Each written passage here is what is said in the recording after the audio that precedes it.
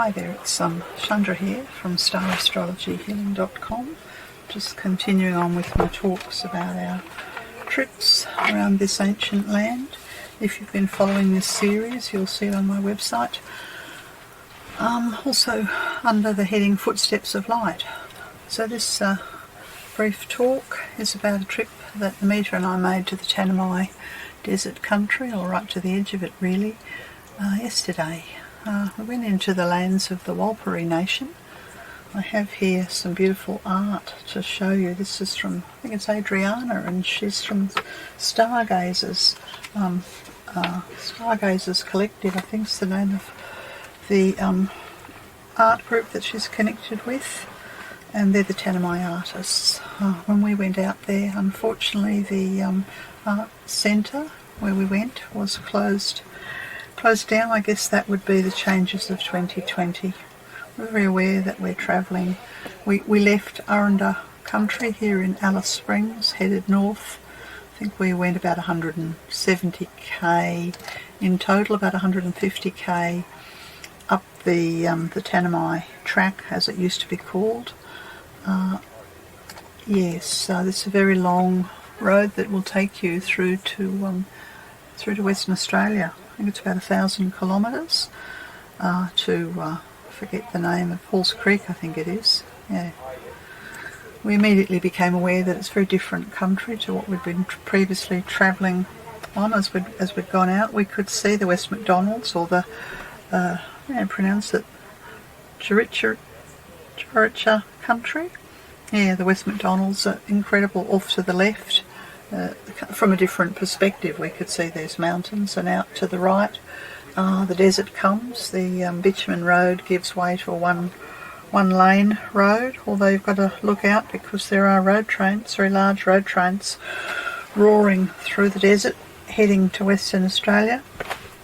Very striking, the black bitumen and the red desert and the horizon. Very, very, very straight road.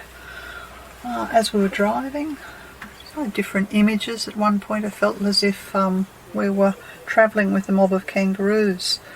Another point I felt that I was being overshadowed by a warrior with a spear, just directing potent, powerful spiritual energies up this 1,000k road ahead of us. We hadn't been on the road too long when we had a pretty close encounter, one of the closest that I've ever had, with an eagle. Absolutely beautiful eagle. Very close. Didn't seem to be in much of a hurry to sort of leave where we were, this wedge-tailed eagle, so we got a wonderful view of the wingspan. Eventually we got to a place called Tillmouth Well. Had a bit of a chat to the caretaker there, who told us about the creek that we'd seen as we came into Tillmouth Well, and he said he thought this was where the lands of the Walpuri people on the left-hand side of the creek met with the other tribal group, Anmateri is how I would pronounce it, Anmatyerere, Anmateri, and that these two groups, the Walpuri extends all the way north through into the Tanami and up to the West Australian border, and the Anmateri group are to the east, and I think one of their boundaries is the Stuart Highway goes through that. Yeah, so we went down. We'd actually been looking for a lake, Lake Lewis. We just wanted to connect with the lake and the water there, but it's on private property, so we were unable to get there. But we went down to Napaby Creek. We were told that about 3 or 4 times a year that the waters rush through there, and it was very obvious when we arrived that the waters had indeed been rushing through here. It's quite a sort of a sad place. It seemed to epitomise, to my mind's eye, the power of nature, because here's this enormously wide sandy riverbed that I would say probably 3 or 4 weeks ago would have been a flooding torrent, and yet it's got barbed wire fences through it to denote the end of the the Walpurgis lands and the beginning of the Unmateri lands. Yes, and right smack bang in the middle of these sort of fences, and the riverbed is this sort of buried car. There are many buried cars in Central Australia. Not buried cars, wrecked cars.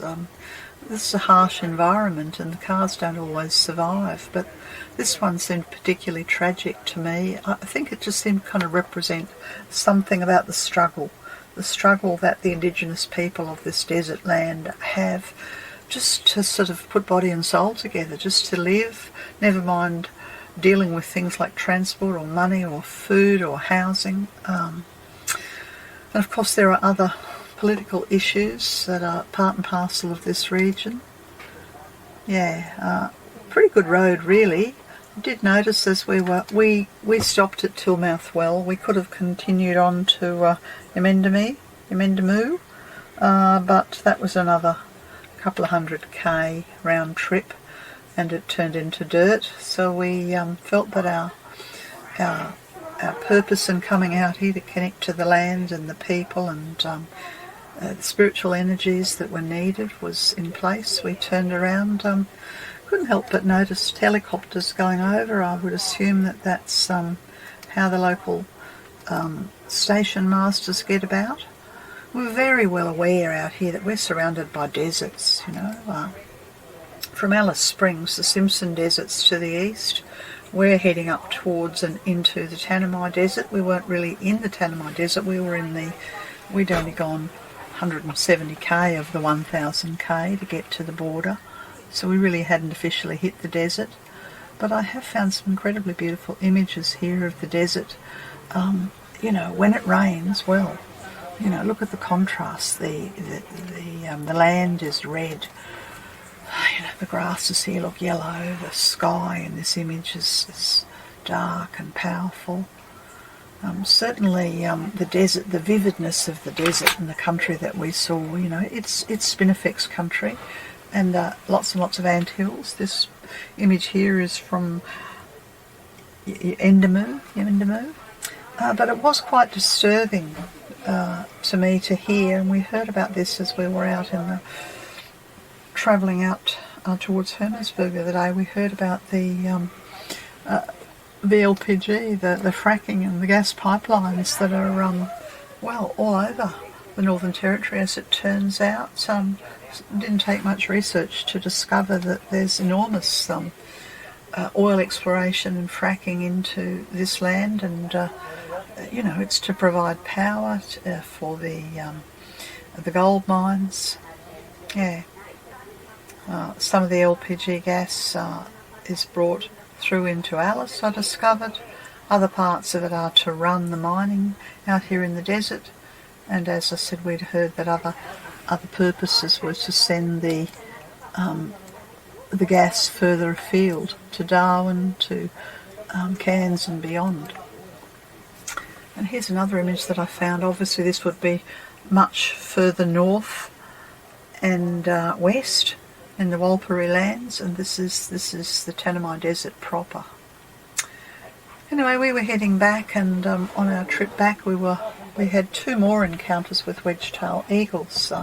One that just flew with us and close to the car for a little while as we were returning, and another one that kind of appeared on the left as we were approaching the city boundaries of Alice Springs. So we took that as very good omen that our trip was successful on an inner level, and certainly educative, and yeah, fills the heart with the peace and the power, and also the struggle of the people, the Walpurgis people.